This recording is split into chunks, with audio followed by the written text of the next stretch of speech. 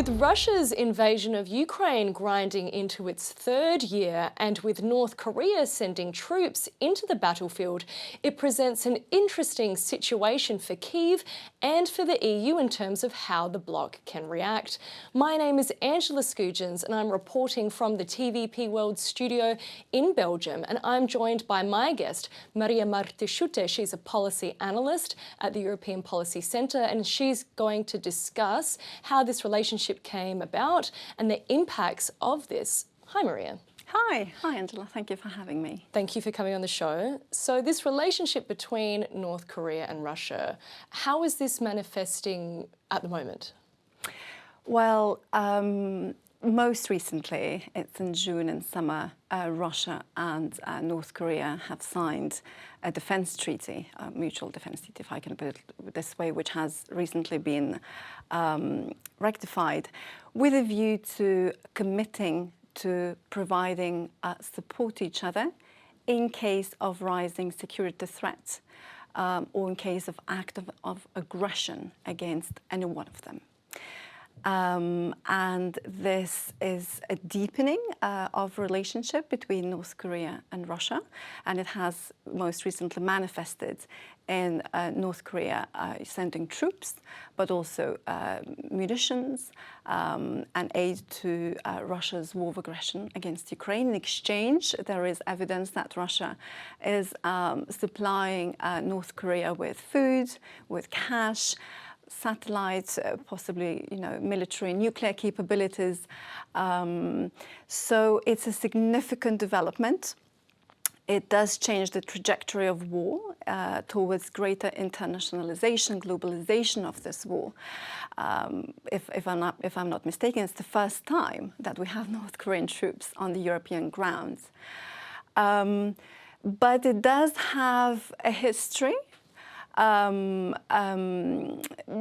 Putin came to power already in 2000, North Korea was one, and Pyongyang was one of the first destinations of Putin, where they also issued a joint statement agreeing to hold bilateral talks on an exchange of views in case there is a security threat. So it's not anything new in its entirety.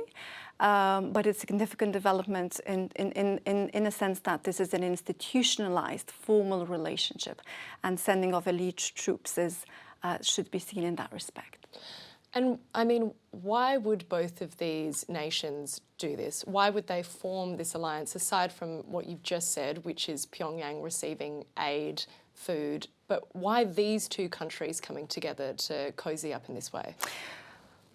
Well, they're heavily sanctioned and isolated countries, and of course this adds a lot of, it's a unifying factor in that respect for them to come together, back each other up and present a united front. And they both have to benefit from it. At the same time, it helps to bridge the Euro-Atlantic theater with the Indo-Pacific theater. And from Russia's point of view, at least, it acts as a deterrent. Military deterrent towards the West, because it should be kept in mind that North Korea is a nuclear-capable country. It's not just any other country from which the troops are coming. So it feeds into Putin's nuclear rhetoric as well. And even if the war in Ukraine winds up, do you see that this relationship will outlive that? Or do you think that it too will also kind of wind up? I do, on one hand, indeed, it could be seen as something out of desperation because indeed Russia needs munitions, needs manpower. But I do think, and I do see this tying in with Russia's longer-term foreign and security policy thinking. I think it will be as sustainable as the Western and international policymakers will allow it to be. And it could take other forms too. It could be, that so far this is just the first dispatch of North Korean troops, because overall it represents only around 1% of North Korean armed forces. So that should not be excluded. And it's interesting that you raised what Pyongyang gets out of this relationship. It's something that I feel like we're not really talking about or we're thinking about, but has have these sanctions that have been levied against North Korea made it vulnerable to this relationship? I mean, could we wind back some of these sanctions and then North Korea might be more interested in not being so close to Russia? I think it should be the opposite. And this is why I'm very pleased that the European Foreign Affairs Council has sanctioned in the latest 15th package North Korean individual as well. I think that's important and significant, and it's the right way to proceed. What North Korea is getting out of it, besides the material aspects, is of course visibility. It is on the international scene. It is gaining prominence. And again, for North Korea, it's important to have an impact on the Korean Peninsula and wider Asia Pacific, and this way it gets leverage. What else can the EU do? You mentioned maybe more sanctions or, you know, going in that kind of direction, but what else can be done? What could be done is to deepen partnerships with Japan, with South Korea, with Australia, with New Zealand, which is already happening. There are significant bilateral agreements with NATO and EU when it comes to defense and security with these countries. But more aid could be sent to Ukraine from these countries, including lethal aid. And in the current situation where we are, you know, potentially facing not only the discussions, but possible actions of ceasefire between Ukraine and Russia, this is why Asia Pacific is important, because it should align with the Western community and it should be part of the allied front, so to say, in providing support and providing help, if needed, even troops. And I think it'll be interesting to watch what happens after this conflict in terms of Russia's foreign policy. What do you think it'll do if a ceasefire is reached? In my opinion, this is a war, not just a conflict. Yeah, sorry, my mistake. And I do not believe that ceasefire will be reached. I think Europe in particular should be prepared for the worst case scenario, but at the same time not exclude that Russia might reject any kind of invitation for negotiations, as at least a starting point from the position of strength, not least because in Putin's eyes, America is the instigator and the main aggressor driving the coalition of the Western community against it. So we should also not exclude that Putin might prefer using the UN framework for any kind of ceasefire, because this is where it has BRICS. This is where it has China and India, whom Putin might also want to bring in a kind of possible ceasefire or deliberations. And this should also be taken into account by Europeans. What would we do then if we draw on the global south for multinational peacekeepers, for example? So indeed, I think various options should be thought through and prepared for. You mentioned the US. Donald Trump's inauguration is going to occur in January next year. What challenges or opportunities does that throw up? Well, time between now and the 20th of January is critical. Europeans with international community should do everything in their power to put Ukraine in the strongest position possible, militarily, politically, economically. I do hope that the US will play a very significant role in that, as well as Asia-Pacific partners.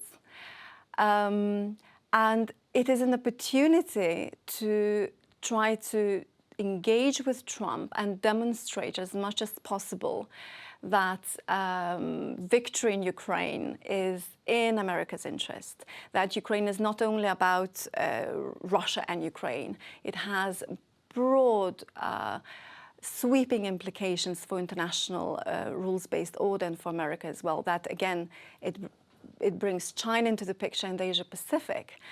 it is important to also show to Putin that, in fact, it's a bad time for negotiations. But of course, he probably feels accountable to his promise to finish this war in 24 hours. Yeah. And of course, we should be prepared for what might happen if you know, the US decides to disengage from Europe, or if Putin plays that against Europe in some way. All this has to be thought through.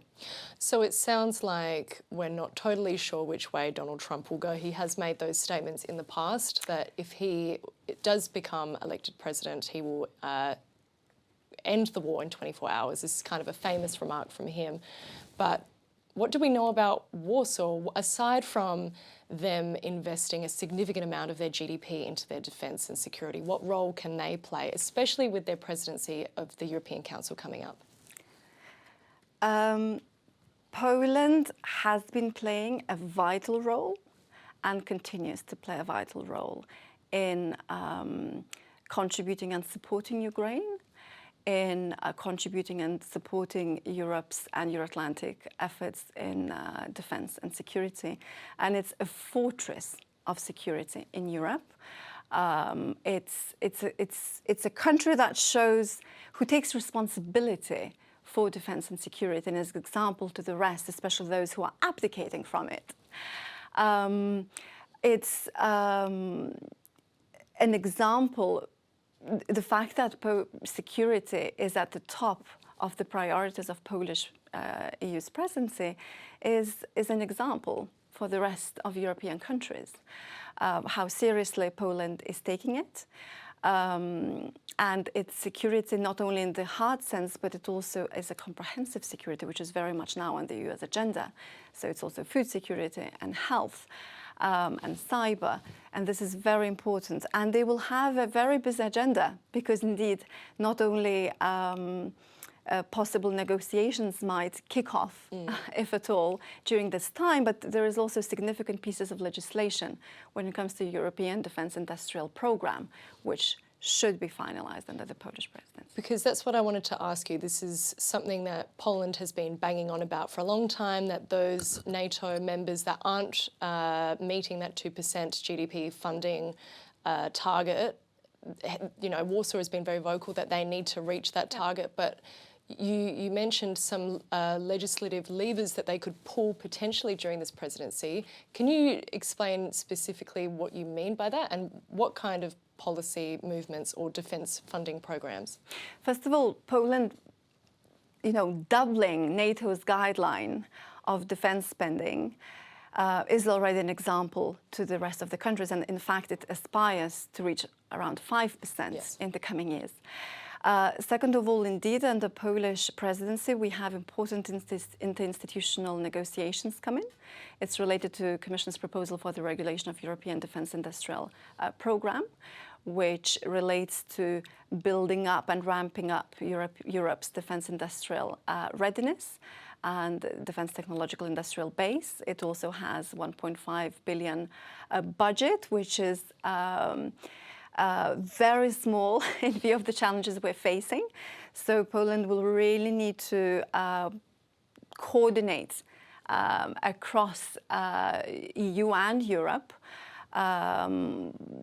and mobilize countries to increase this envelope significantly.